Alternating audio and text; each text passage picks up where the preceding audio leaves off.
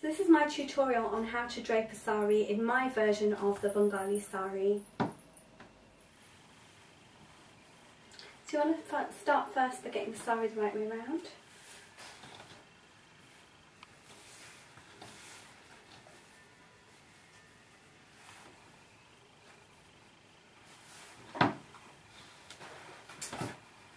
This being the plain side in. Now there's no fall put in my sari because of this border here. It kind of weights the sari down anyway, so I don't need to really put it in. And this time, because the sari is a little bit short and the border doesn't go all the way around, I'm going to start tucking in to about if my belly button's here, then I'm going to tuck in to about 2 inches to my right. It'll be different on everybody depending on what your waistline's like. Shoes are on already as well.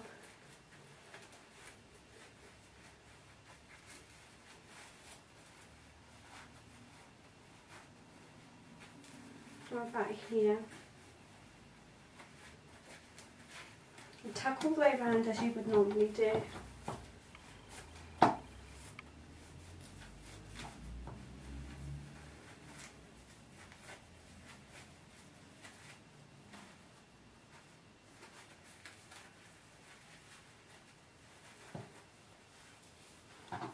I find that if I lift up just a little way away from where you've tucked in until that touches the floor, you can tell if your sari is at the right level or not, and it is. Whereas if you just look at it from here, because of the folds here, it might not necessarily show. So what you want to do is hold the sari out to the left and do a reverse pleat. Meaning you tuck in, you carry on tucking in up to your to the left side of your belly button. So my belly button's here. I'm going to sort of tuck in about hand's width away, and then I'm going to then bring the sari back on itself. You don't need to bring the whole sari back on itself, but I'm going to just to show you what's going on because the material will be in the way. So you can see now that I've got the other side of the sari exposed now.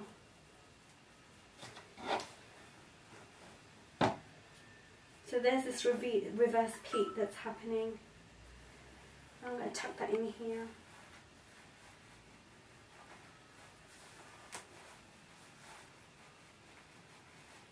Okay, so there's no pleats. There's a natural pleat happening here, and that's because I pulled this tight. If I pull it tight, then I don't want to pull on this pleat too much. I don't mind a little couple of pleats, so I don't really want to be pulling too much that way.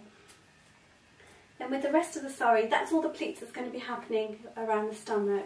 So with the rest of the sari, you bring it back around the right way and find the end piece. So I've got the top left hand corner of it now, and I'm going to start putting all the pleats on top of here. I have a habit of making small pleats, so I'm making mine about 7 centimetres long.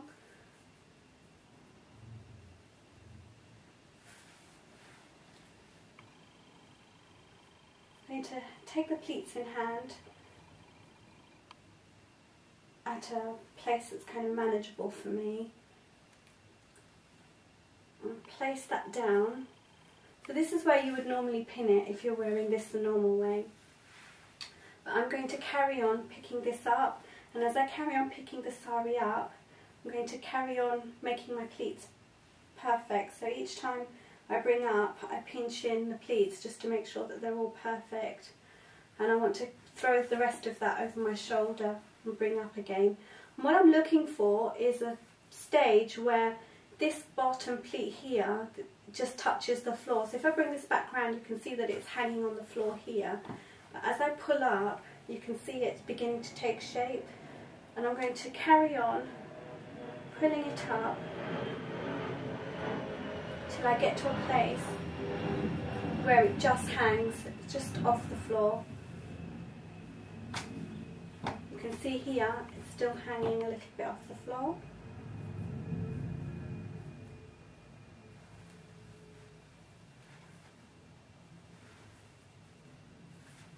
I need to look at both that and this bit, and I think that would be fine now.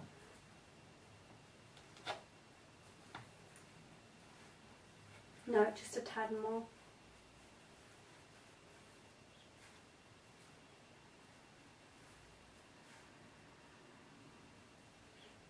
I think to that level is fine. So what I'm going to do is take it off my shoulder again, because I've noticed my pleats have gone a bit out of sync, and just tidy them up.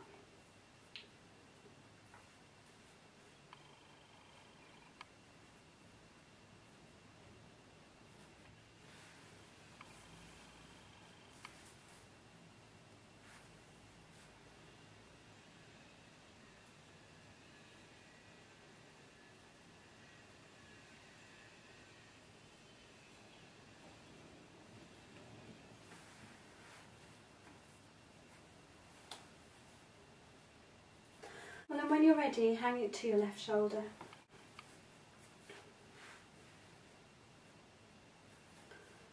And just draping it like this forms the main part of the Bengali sari. What you do with the rest is really up to you. I've noticed that there are so many variations. What I've been doing lately is this. You're taking the other end, so this is the bit that's hanging over, trying to keep all the pleats together, not disturb them too much. You might want to bring it around front just to tidy it up a little bit. What I'm going to do is just fold it again from down the bottom.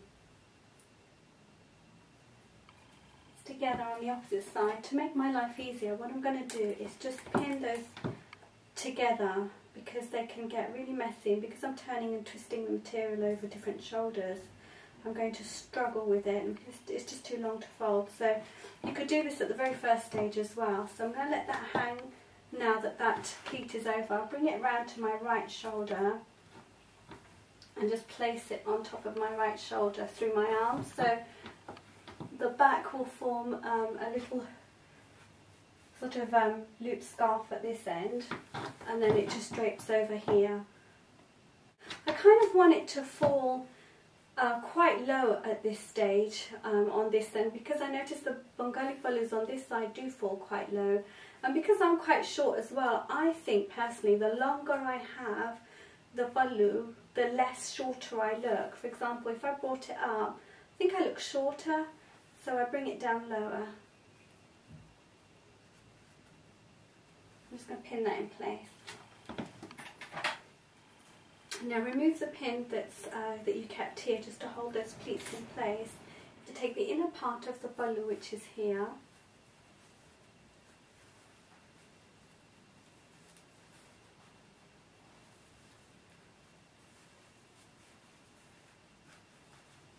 and pin that across your bust here. And then take the lower corner of that inner part and just drape that over the top. Now this saree's got a thicker border than this. This style really works well if you've got a border that's about a finger width on either side. So what I'm going to do is just fold this in a little bit just to make it the same.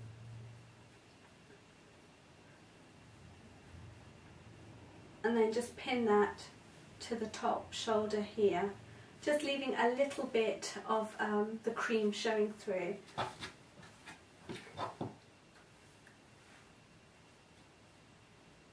going to take this part here and just pin that and conceal the pin as well, just so that it falls nicely. I'm probably going to pin it behind here so that it can't be seen.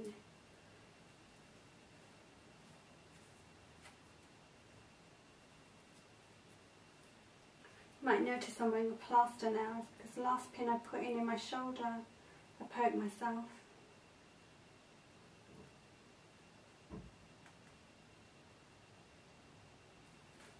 So that pin's in there, it's tucked in underneath there, and I've pinned underneath on this side so that the pin is completely concealed. Then just tidy up the folds of the pallu. You can fold them down. Mine's a net saree, so it can be easily manipulated to fold down.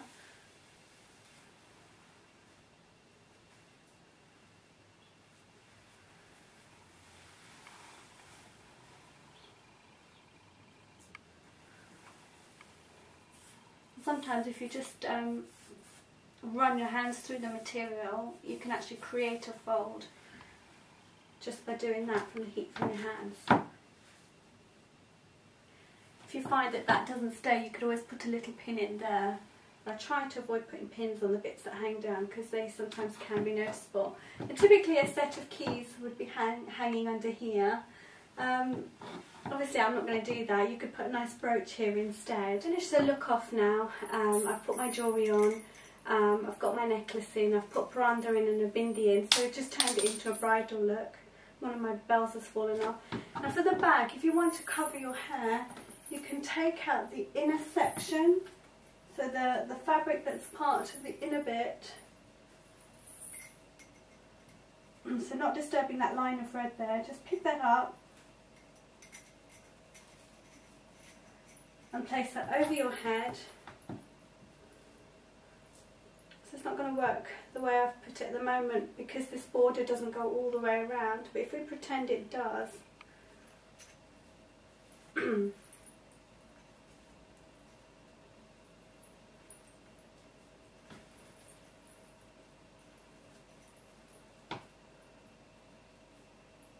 I look terrible with my hair covered.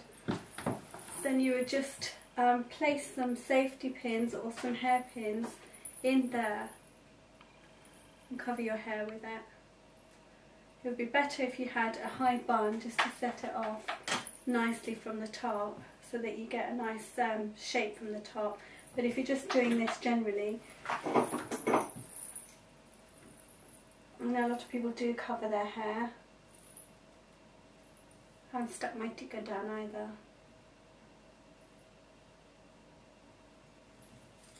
Then that's a way of covering your hair with it as well. Obviously the border needs to go all the way around the saree for that, and this saree just isn't made to do that with, and I really don't like my hair covered at all. I only did it once and that was when I got married. Okay, so do remember that there are different ways of draping the bulla. You don't have to drape it this style. You can bring it round under your arm, you can let it hang down, you can pull it across like a Gujarati saree, and you can bring it over your shoulder differently too. When researching, that's something I realised, that when I looked at images of Bengali sarees, there were so many different drapes, so this is just my variation of the Bengali drape. If you want to know how I've put this Paranda in, I've done a much better version of it. I'll put a link to it in the comments box below. You can also click at the end of the video on the link and it will show you. Also, the saree that I have on today isn't a proper Bengali traditional saree, which should be white with a red border. The border on here is too thick and I've had to tuck that in to make it work for me. I've also used a champagne coloured saree. Even then I've got bandhani here, which is quite desi anyway, that doesn't matter so much that it's bandhani on the border.